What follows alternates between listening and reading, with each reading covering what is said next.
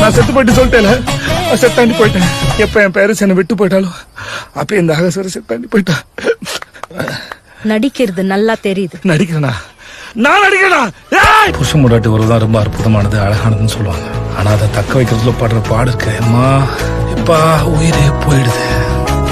எதுக்கா 3 மாசம் பிரிஞ்சிருந்தீங்க? அப்படி என்னதாங்க பிரச்சனை? ஐயோ யோ யோ யோ ஐயோ ஐயோ அடேங்கப்பா.